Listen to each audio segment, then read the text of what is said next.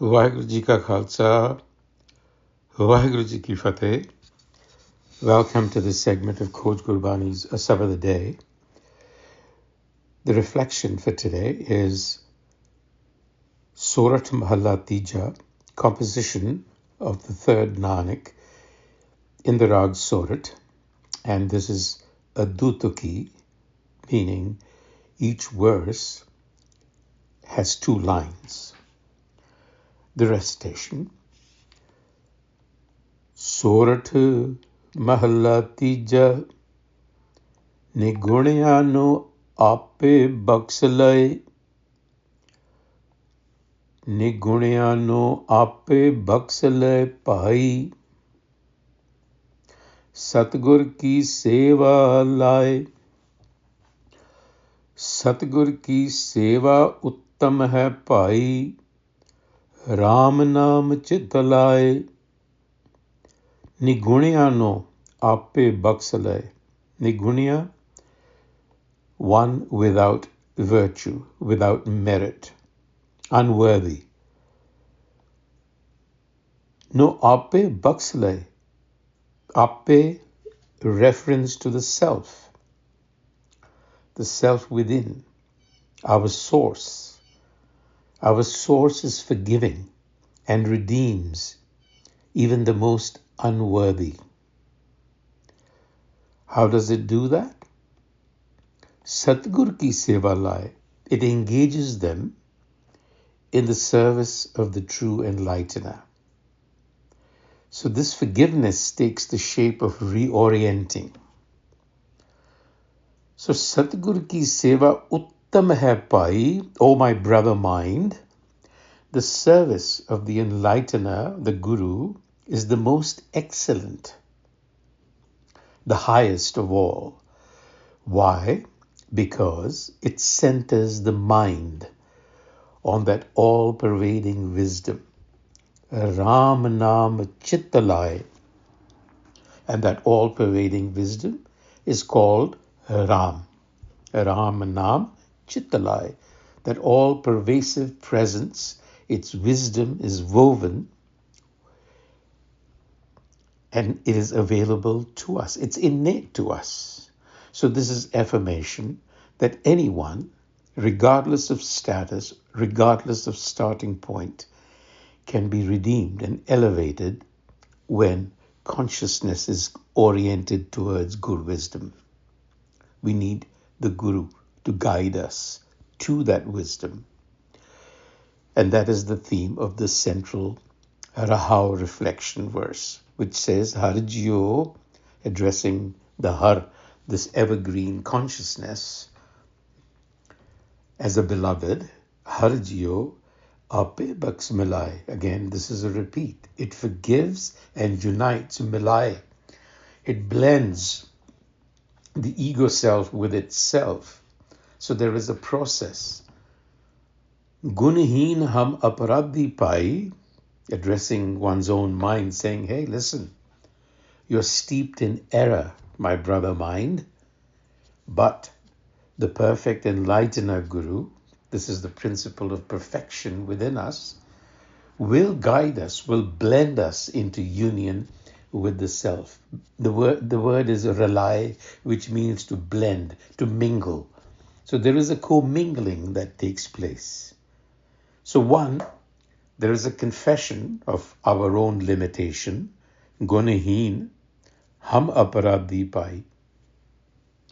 That is a prerequisite. We have to admit to being inadequate to the task and to reach out to that quality of perfection that is latent in us. And that one learns by coming back to the Guru over and again.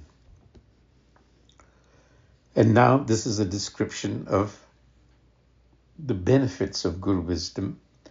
It says, Kaun kaun aparadhi baksiyan pyare. My dear, who can count aparadhi, the offenders? Who can count the offenders, the transgressors who have been forgiven? In other words, who have been reoriented to good wisdom. Sache sabad vichar, who have reflected on the word. Paujal par utariyan. What does that do? This is a metaphor, an often repeated metaphor. How many have been ferried across by clambering aboard the ship of the word, meaning the imagery that is used here over and again in Gurbani is the world as an ocean of fear, Paujal.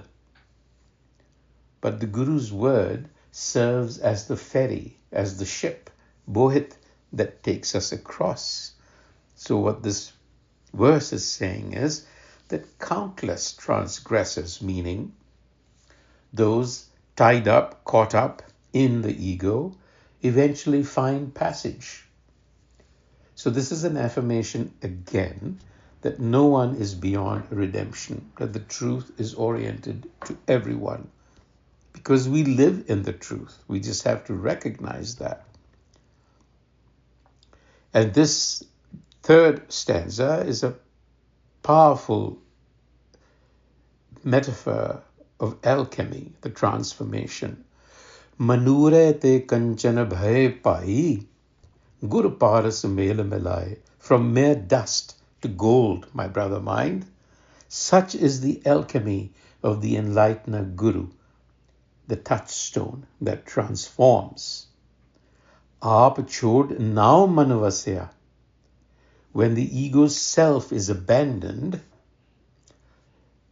then the wisdom of the self is enshrined in one's consciousness.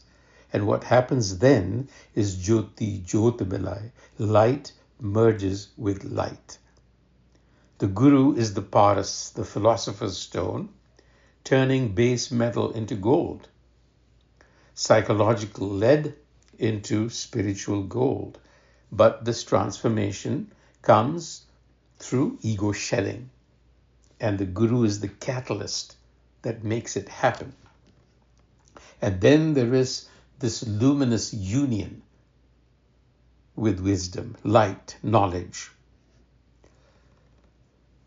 And so to such a Guru, to such an enlightener, the Guru says, "Haun vari haun varne pai satgur ko sad balehare jao." I am beholden. Not only am I beholden, but I am a sacrifice forever to such an enlightener Guru. Forever indebted. Sad balehare jao. Over and over again. It's that valuable. Because the Guru enlightener has given me the treasure of Nam, the wisdom of the self. It has made me recognize my authentic nature.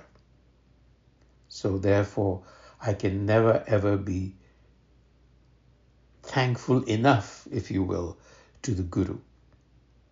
Because through the Guru's teachings, I am now in a state of equilibrium. Naam Nidhan Jinaditta Pai Gurmat, through Gurmati, the understanding, the wisdom, Sahaj Samai, I am in that state. This is a sense of gratitude. You see, the Guru is the giver of Sahaj, harmony, ease. You're at harmony now. And then the Guru assures us that Gur bin Sahaj na upaje pai, pucho gyaniya jaye. Go ask the wise. Without the enlightener Guru, the state of equipoise, of natural rest, natural ease, just does not happen. So therefore, my brother mind, engage always in service to the enlightener Guru. Satguru ki seva sada kar. And efface the ego, vichon aap gavaye. The Guru goes on to say what happens when you adopt Guru understanding. Gurmati pao upaja. Through Gurmat arises love for the divine. You become a divine lover. Karani satsar. Your actions are rooted in wisdom. And that's when That state is called Prem Padartha Paya, the treasure of love. Here, Prem Padarth is the reference to the Creator, because the Creator is love personified. Prem Padarth Paya Pai, and then Sach Nam Adhar. Wisdom becomes your support. So Gurmat is not dogma, but reverence, a profound awe and wisdom that guides our conduct. And out of that grows love, and you become a personification of love. So now here is assurance. Jo Satgur seva hai apna pai, tin ke hao lago pai. Janam savari apna pai, kul bhi lai baksai. So my brother mind, this is always addressing the mind, I prostrate at the feet of those who serve the enlightener Guru. Jo Satgur seva apna. Tang tin ko hao lago pai. So this he goes a step further from thankfulness to actual prostration, submission. Because not only do they redeem themselves, people who are now embedded in good wisdom, but they redeem their families as well. Now, what does the family mean? The family essentially could mean one of two things and could be taken in either way. It refers to the senses of the mind. That is the family of the mind.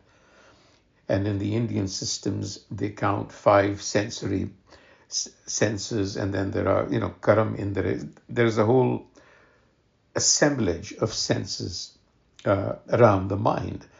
So in some senses, what it means is that the mind and its accessories, the senses, are all lined up.